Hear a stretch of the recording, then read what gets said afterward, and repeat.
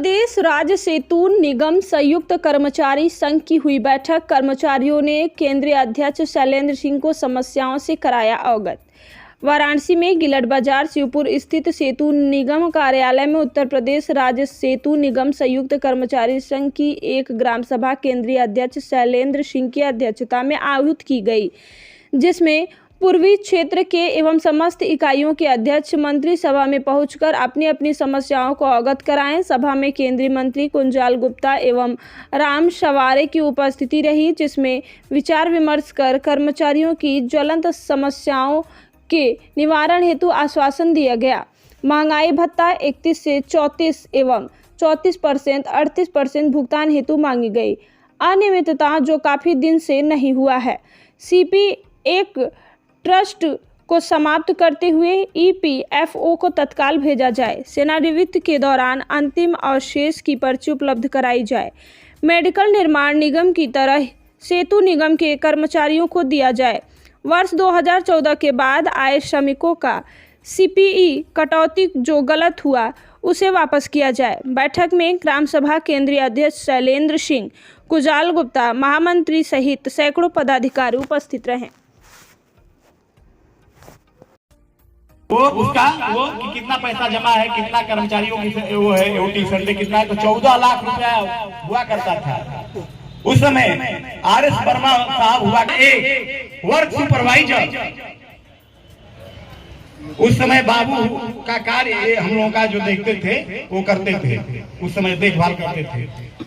और उन्होंने एक दिन में बार वर्क सुपरवाइजर मुर्गी साहब एक दिन में सबका एरियर संडे ओटी आदेश वो हुआ। एमडी से भी बात हुई थी उस समय। एमडी के सामने आरएस वर्मा उतना पेमेंट करना था।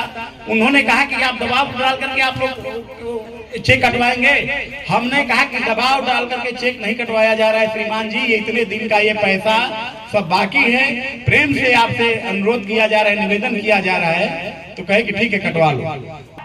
हार करके हम कर्मचारियों का 14 लाख रुपया पेमेंट हुआ था। उस समय एक कर्मचारी 1700 वेतन पाते थे हम लोग। उस समय पूछ लीजिए अंगद राय से 10-10 रुपया हम लोग वेतन पाए थे। ओटी संडे सब कई साल का पड़ा रहता था, पेंडिंग भाई थी। लेकिन आज ये हमारे अध्यक्ष जी बैठे कुंजाल गुप्ता जी मंत्री जी बैठे हुए हैं। प्रबंध तंत्र पर चाहे जैसे भी हो, एन प्रकार दबाव डाल करके चाहे जैसे भी हो, आज सकुशल हर कर्मचारियों का ओटी संडे जो भी है, ओटी संडे के तो हम नाम नहीं ले रहे हैं ओटी संडे के, लेकिन हर कर्मचारियों का जो भी ड्यूज बाकी रहता है वो अब समय पर मिल जाता है। हम शैलेंद्र सिंह, प्रदेश अध्यक्ष संयुक्त कर्मचारी संघ लखनऊ। आज यहाँ किस तरीके की बैठक और किया गया है, क्या उद्देश्य है इसका? आज हम लोग बाबा की धरती पे हमारे परिवार से निजामुद्दीन भाई का सेवानिवृत्त हुआ है और कुछ श्रमिक समस्या है जो बाबा की धरती से हम अपने प्रबंध निदेशक जी को बताना चाहते हैं कि श्रमिक समस्या का निदान समय रहते कर दें, ताकि कर्मचारी बहुत परेशान हैं। क्या मांगे हैं आपकी? मांगे में हमारा हो गया है डीए हमको नहीं मिला, जबकि शासन ने डीए देने के लिए आदेश किया है। सबसे बड़ी समस्या हमारी है कि हम कर्मचारियों का जो सीपीएफ कटौती हो रहा है, विगत 1 साल से हम लोग उसे ईपीएफओ भेजने के लिए प्रयास कर रहे हैं। प्रमुख सचिव वित्त शासन द्वारा भी उसे 31 अक्टूबर तक, प्रबंध निदेशक सेतु निगम द्वारा भी 31 अक्टूबर तक इसे ईपीएफओ भेजने के लिए निर्देशित किया गया था। लेकिन सीपीएफ ट्रस्ट में बैठे लोग जो पावर कारपोरेशन की तरह भ्रष्टाचार में डूबे हुए हैं, जैसे प्रदेश में पावर कारपोरेशन में सीपीएफ में घोटाला हुआ था, हम लोगों को ऐसा लग रहा है कि सेतु निगम में भी ईपीएफ में व्याप्त भ्रष्टाचार हो गया है।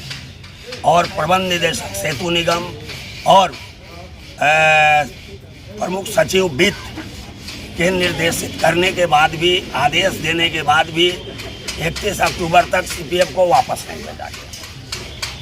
अगर ये मांगे आपकी मांगी नहीं जाती हैं तो आगे क्या आपकी रणनीति है? अगर 31 अक्टूबर के बाद हमारे यहाँ पता चला है कि बोर्ड के मीटिंग में प्रमुख सचिव शासन द्वारा सीपीएफ में जीएम हेडक्वार्टर और सीपीएफ ट्रस्ट के सचिव को अगर भ्रष्टाचार हुआ तो दोषी करार देने का निर्देश दिया गया है, लेकिन इससे काम नहीं चलेगा।